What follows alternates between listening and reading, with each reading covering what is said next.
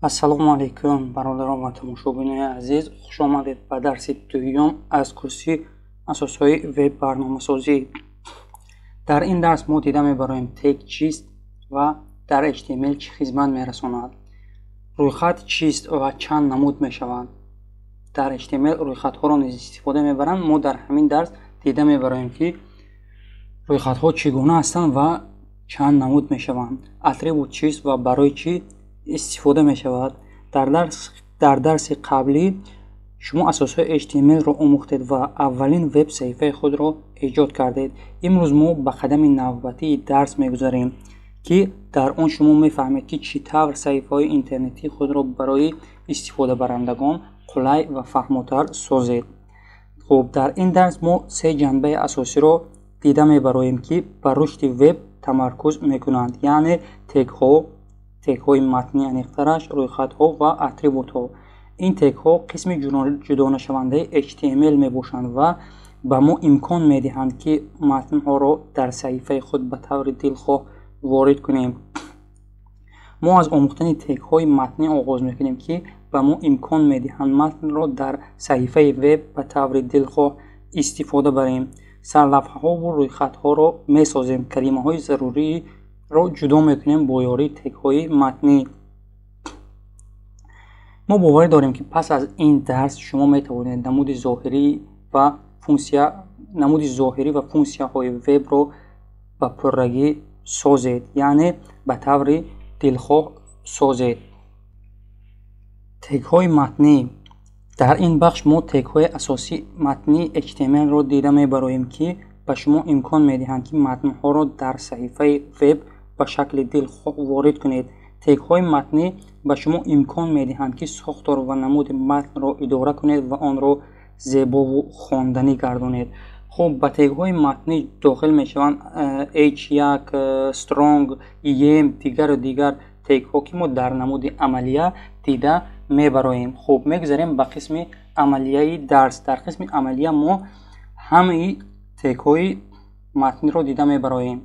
Хуб, дар дарси гузашта мо дар мизи корӣ сохтем як адад веб барномасозӣ папка бо номи веб барномасозӣ ворид мешавем. Дар дохили ин як адад ин файли index.html сохта будем. Хуб, файли index.html бо воситаи Visual Studio Code ё ин ки дилхоҳ редактори матнӣ мекушоем. Мана чӣ хеле ки дистодед, дар дарси гузашта мо тегҳои стандартиро сохта будем ва аз параграф истифода бурда тексти салом ҷаҳонро чоп кардем. Хуб, нигоҳ кунед, аллакай дар инҷа дарси як ҳаст. Дарси як иваз мекунем ба дарси ду. Хуб, яке аз тегҳои матнӣ ин худи параграф мебошад. Мо параграфро дар ин дарс боз хубтару беҳтар дида мебароем. Хуб, аввал сар мекунем аз сарлавҳаҳо. Комментария мекунем, менависем сарлавҳаҳо.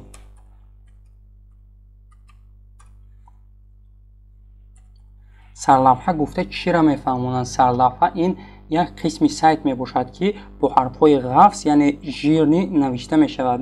Аз дигар текстҳо фарқкунанда ҳаст. Мисол, яке аз сарлавҳаҳои маъмултарин ки дар HTML дар дилхоҳ сайт аллакай дида мешавад ва бисёртар истифода мебаранд, ин теги H1 мебошад. Хуб, менависем H1.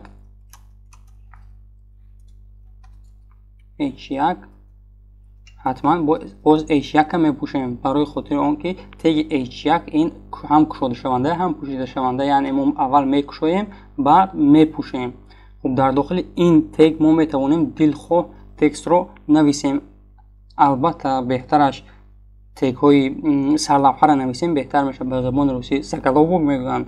Сарлавҳаи сайтро нависем, беҳтар мешавад. Мисол менависем: хуш омадед ба сомонаи мо.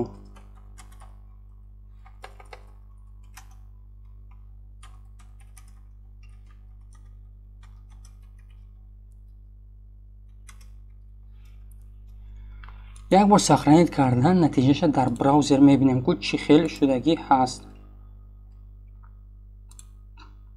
файли индекса мекушоем ва чӣ хеле дистодед, як адад хуш омадед ба сомонаи мо ва тексти салом ҷаҳон ки дар дарси гузашта мо сохта будем чоп шудагӣ ҳаст. нигоҳ кунед, аллакай худаш фарқкунанда ҳаст ки матне ки дар дохили теги h1 навистагӣ ҳастем бо ҳарфҳои калон аст ва дар дохили теги p навистагием ҳарфи хурд ҳарфҳои оддӣ қатӣ навистагӣ ҳаст.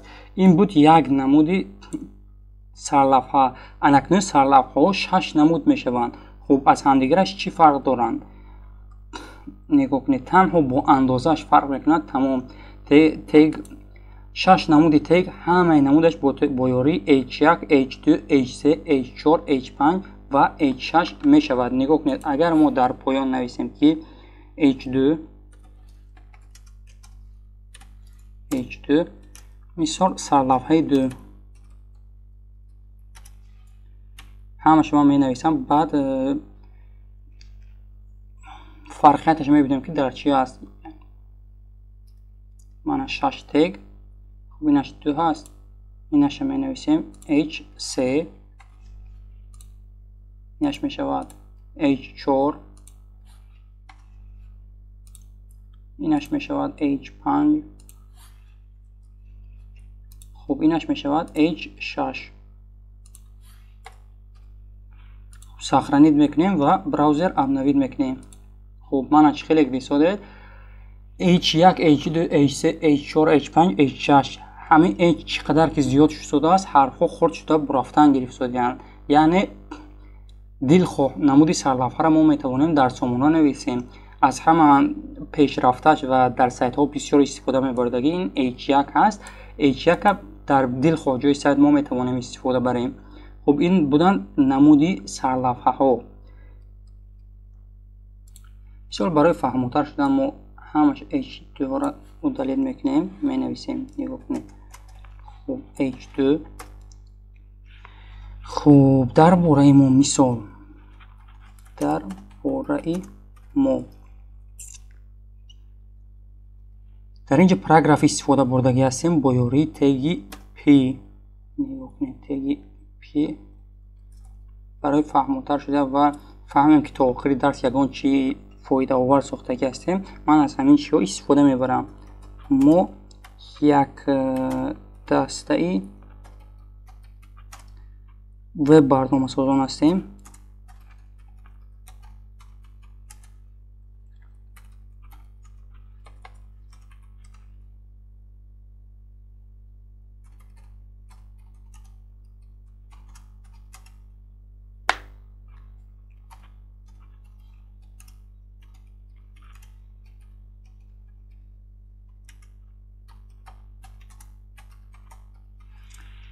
мисол хуб мебинем браузера чӣ натиҷа шуд. мана чӣ хеле дисоед ин истифода бурдагием. якум рӯйхат бо ёрии теги h1, дуюм сархата истифода бурдем мо бо ёрии теги h2, инаш бошад параграф бо ёрии теги p. боз дар html ҳастанд тегҳо барои ҷудо кардани як қисми сайт. инҳоро номгузорӣ кардагӣ ҳастанд тегҳои интихоби матн. мисол хуб яке аз инҳо ҳаст теги strong. комментария кунем фаҳмотар шавад. хато мо бояд берун аз параграф нависем. ин параграф поён аз параграфи аз комментария мекунем, менависем интихоби матн. хуб интихоби матн мисол мегирем. яке аз тегҳо барои интихоби матн ин strong ҳаст. strong. хуб мисол менависем диққат. strong текста матна ғафз мекунад, жир намекунад. диққат. хуб пас аз strong нигоҳ кунед, беҳтараш мо strong дар дохили теги p нависем. дар дохили параграф гирем. мана теги p нигоҳ кунед, биразед карда дар инҷа мемонем ва дар дохили ин мо менависем. мисол аз хотир набароред ки тағйиротҳои худро сабт кунед.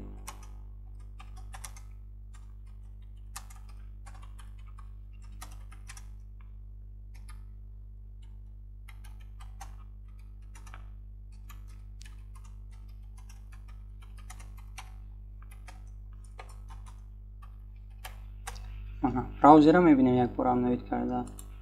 مانا چی خیلی دوستای در حقیقت پاراگراف دوم ساخته شد. ابزاس برین و در اینجا متن دقت با حرفهای قفس نوشته شده است. حرفهای سیاه قفس.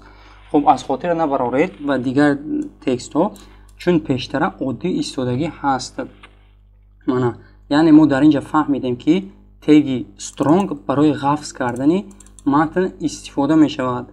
البته برای قفس کردن متن تنها تگ strong نیست، باز دیگر تکست ها نیز هستند. مثال ما سامانه ثبت کنید همینش قفس کردن با یاری دیگر تگ. این هست تگ b. نگاه کنید تگ میکشیم b میپوشیم. خب حتما پوشیدنش بعد از ثبت کنید میمونه. استوید سخرانید کرده براوزر ابنوید میکنیم. من چی خیلی دیسودید این هم برای قفس کردن متن استفاده می شود. تگی b نیست از همدیگرش فرقیتی کلام ندارند. هر دوش برای قفس کردن سایت استفاده می شوند، برای قفس کردن دلخواه قسم متن. خوب دیگر تگی که ما در نوشتن متن ها استفاده می بریم این تگی ym می باشد. بازم پاراگراف هم میکشویم. از من میفهمونم پاراگراف چیست و فرقیتش درباره پاراگراف هم گپ میزنیم کمتر پس. خوب یم می نویسیم. تگ یم حتما کشودن در کار یا به تگ یم دیرتر میکشویم. اینجا مثال می نویسیم متن در داخلی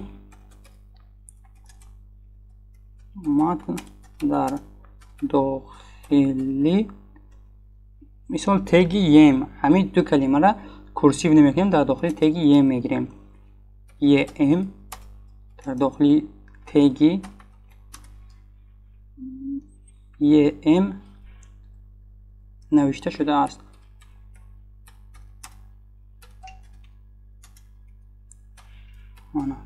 میبینیم که تگ یم نوشتگی ما چه خیلی میشه نمود ظاهریش. نگاه کنید متن در داخل تگ یم نوشته شده است. در حقیقت کمتر خفته هست، کرسیو نوشتگی هست.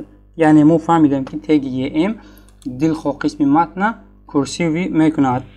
اکنون میگذاریم به قسم پاراگراف یعنی خودی تگ پی. خب پاراگراف اکنون این به زبان تاجیکی پاراگراف هست، به زبان روسی قطعی گویم اگر فهمتر میشد ابزاس. ما میتونیم به یاری تگ پی نیز نویسیم در یگان چی. مثال می نویسیم این متن بیرون از تگ پی هست. یک بار هم نوید میکنیم میبینیم من چه خیلی گیسوی در حقیقت نویستگی هست، یگان کمبودی ندارد، لیکن هنگام ابزاس گذاشتن یا که از سطر به سطر گذاشتن الکی فرقیتش معلوم می شود. نگاه کنید برای یک بار از سطر به سطر گذاریم برای خاطر که از یک سطر به یک سطر استفاده گذاریم دو راه هست. یکم راه این تگ پی، دوم راه این تگ br. اگر ما در مابین همین ها مثال این متن بیرون هست از تگ پی هست ما باید همین از قطار نو نویسیم. مثال معنی این قسمش از قطار پایان شود. برای خاطر این در مابین بیرون و از می نویسیم تگ br. تگ br تنها کشوده می شود، پوشیده نمی شود. اب نوید میکنیم استرانیت را. من چه خیلی دیسوید هر دوش با هم دیگر جافس هستند، یعنی همچون ابزاس به مانند این قطارها پرتافتگی نیست. خوب این بود معلومات مختصر در بالای تگ های متنی. خوب میگذاریم به قسم روی خط ها. در این بخش ما درباره چگونه ساختن روی خط ها در صفحه های وب با استفاده از HTML دیده میبریم. روی خط ها به ما در تشکیل کردن و پیشنهاد آن در شکل های ساختاری کمک میکنند. روی خط ها میشوند به ترتیب آورده شده و به ترتیب آورده نشده و روی خط های معین کنی. خوب بهترش در عملیات دیده برای که روی خط ها چه خدمت میرسانند. نگاه کنید در اینجا ما می نویسیم اول کامنتاری کرده روی خط ها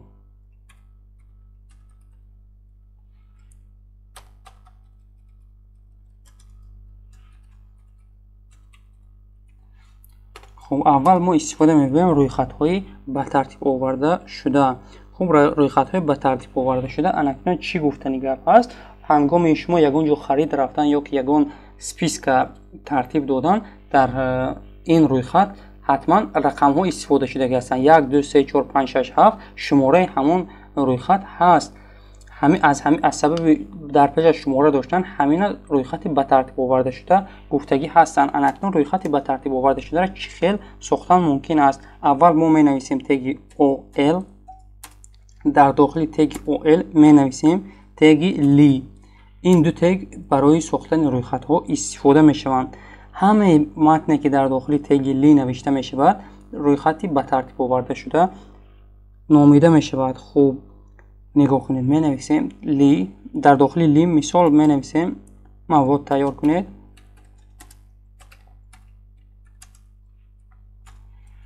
خوب و باز یک عدد دیگه می نویسیم. خوب مثال صحیفه وب ایجاد کنید.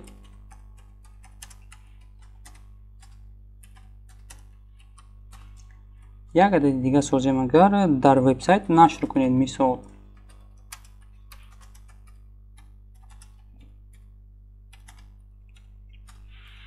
اگر ما پیش از روی خط با یاری تگ H2 برای خاطر فهم شدن خود ما روی خط ها نویسیم در براوزر قلای خوانده می شود. مثال روی خط ها سخرانی میکنیم و براوزر را ابنویت میکنیم. نگاه کنید روی خط ها شد و 3 عدد روی خط هست. مواد تیار کنید، صفحه وب ایجاد کنید و در وبسایت نشر کنید. الکی اینمین 1 2 3 که موندگی هستیم این همون چی را میفهموند که روی خط به ترتیب آورده شده هست. اکنون روی خط ها میشوند باز به ترتیب، یعنی روی خط هایی که به ترتیب آورده نشده هستند. نگاه کنید، یعنی برای خاطر روی خط های به ترتیب آورده نشده در داخلی تگ UL می نویسیم. UL نگاه کنید UL. خب در داخل تگ UL بازم می نویسیم لی، تگ لی و دلخور متن می نویسیم. مثال لوازمات خرید. این روی خط کارهای یک روزه را می نویسیم که انسان دلخواه وقت می تواند بعدا اجرا کنید. دویمش مثال می شود که پشت خود را تفتیش کنید.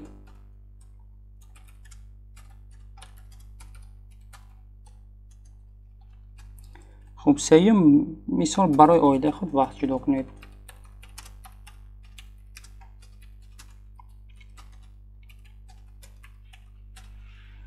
سخرانی کرده براوزر ابنویت میکنیم. نگاه کنید در حقیقت برآمد اینجا الکی رقم ها گم شدن، به جای رقم ها پروست و تنها نقطه ماندگی هست. یعنی اینجا از روی رقم ها ما باید اول مواد تیار کنیم، دوم صفحه وب ایجاد کنیم، سوم در وبسایت نشر کنیم. در روی خط های به ترتیب آورده شده الکی ما باید 3 کار اجرا کنیم، لیکن اول کدامش اجرا میکنیم این مهم نیست، یعنی رقم نیست در پیشش. خوب اکنون باز هستن روی خط های معین کنی. روی خط معین کنی گفته چه روی خط ها را میفهمونن. روی خطی که در داخل همان روی خط باز هست یک عدد دیگر روی خط. خب برای خاطر ایجاد کردن این گونه روی خط ها ما باز می نویسیم. نگاه کنید بازم تگ UL.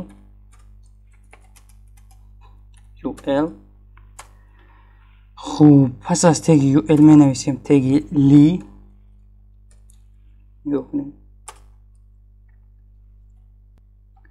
روی خط های معین کنی را الکی ما میسازیم در اساس روی خط های به ترتیب آورده نشده. نگاه کنید در داخل تگ لی مثال در این بالا اول می نویسیم روی خط خوراک نهاری گوییم زافتراک. خوراک نهاری. خب پس از این نام خوراک شد. اکنون ما میسازیم روی خط می نویسیم بازم لی. نگاه کنید در داخل تگ لی اول ما میسازیم یک عدد UL تگ UL. پس از این میسازیم تگ لی мисол саҳар чӣ мешавад хӯроки наҳорӣ? тухм ва мисол як адади дигирем нон, мисол нон.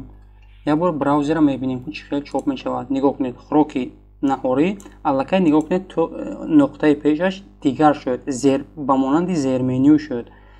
хуб нигоҳ кунед як адади дигар мисол месозем барои фаҳмотар шудан. берун аз ли мебароем ва боз як адади дигар лира мекушоем, теги ли. хуб дар дохили теги ли менависем мисол хӯроки шом ва пас дар дохили теги ли боз месозем як адади дигар ul, теги ul. хуб дар дохили теги ul боз месозем теги ли. хуб хӯроки шом мисол мешавад шӯрбо ва ягон намуд салат. сохранить карда браузер обновид мекунем. мана нигоҳ кунед чӣ хеле ки дистодед аллакай ин намуди рӯйхат дигархелтар шуд. хуб як намуди рӯйхати дигар ҳаст дар HTML баъзан вақтҳо истифода мебаранд. ин намуди рӯйхат дар рӯйхати ба монанди рӯйхати бе тартиб оварда шуда ҳаст, яъне пешанда нигоҳ кунед ҳамин рӯйхати муайянкунира дар пеш нуқта нест. мисол ин гуна рӯйхат навишта мешавад бо ёрии тегҳои dl, dt ва dd. хуб як бор дар амалия дида мебароем. аз дохили тегҳои муайянкунӣ берун мешавем ва менависем dl. хуб дар дохили dl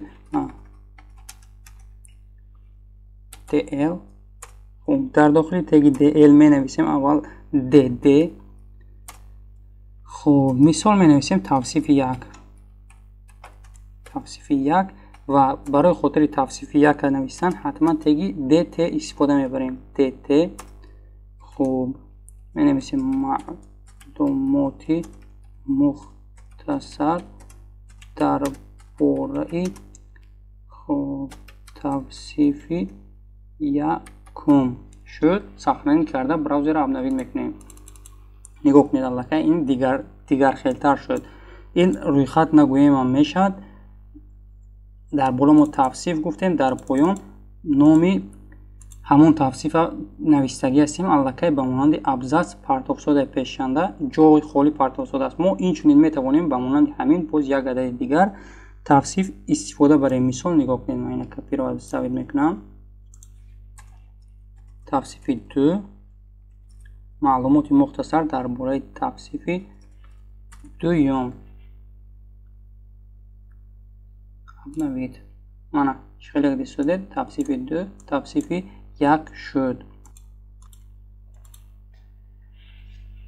хуб атрибутҳои HTML маълумоти иловагӣ мебошанд ки ба тегҳо муайян кардани хусусиятҳои онҳо илова карда мешавад. мисол нигоҳ кунед, мо дар инҷа истифода бурдем аллакай тегҳои муайянкунӣ, рӯйхатҳои муайянкунӣ. нигоҳ кунед, ман як бор дига браузера кушом. мо метавонем инчунин ба ҷои 1 2 3 дигар бо ёрии атрибутҳо дигар чӣ монем, мисол 1 2 3 не a b s d ё ин ки ягон чизи дигар. нигоҳ кунед, барои хотире ки хусусияташа иваз кунем рӯйхатҳо аст, пеш аз ol просто менависем type. инҷанда нигоҳ кунед, як ҳаст, a ҳаст, b ҳай, i ҳай, рақамҳои римӣ ҳастанд. мисол a b s d гӯем, агар a-ра мемонем. аллакай ин ҳаминҷа type баробар дар дохили ноқунак a ин атрибут номида мешавад ки намуди зоҳирии рӯйхата иваз мекунад. нигоҳ кунед, як бор браузера мебинем. ана чӣ хеле дистодед a b s d гуфта бурафтагӣ ҳаст. мо дилхоҳ чира дар инҷа монда метавонем. аки дилхоҳ чи ба кадом маъно дилхоҳ чие ки дар забони HTML мумкин ҳаст монданаш. нигоҳ кунед, ба рақамҳои римӣ навиштана сар кард. ин танҳо як намуди атрибут мебошад ки мо дар дохили барои рӯйхатҳо истифода бурдем. инчунин дар HTML беҳад атрибутҳо беҳад бисёр мебошанд. баъзе атрибутҳое ҳастанд ки умумӣ мебошанд. мисол атрибути id, атрибути класс умумӣ ҳастанд. мо ин атрибутҳоро дар дарсҳои оянда дар ҳангоми омӯхтани CSS ва JavaScript боз хубтар дида мебароем. Аз кадом сабаб умумишон мегӯем ки барои дилхоҳ тег ин атрибутҳо ҳастанд. Мисол агар атрибути type танҳо барои рӯйхатҳо бошад ё танҳо барои баъзе аз тегҳо бошад, атрибути ID ё ки класс барои ҳамаи тегҳо мебошад. хуб, ин буд дарси дуюми мо дар бораи сарлавҳаҳо, рӯйхатҳо ва атрибутҳо. Дар бораи атрибутҳо кам дида баромадем, чунки ки мо бисёри тегҳоро омӯхтагӣ нестем. Ҳангоми омӯхтани дигар тегҳо низ мо ҳатман бо атрибутҳо хубтару нақстар шинос шуда мебароем. Мисол дар теги I чӣ хизмат мерасонад, дар дигар тегҳо чӣ хизмат мерасонад. Атрибутҳо мешаванд src, title, alt, беҳад атрибутҳо дар HTML бисёр ҳастанд.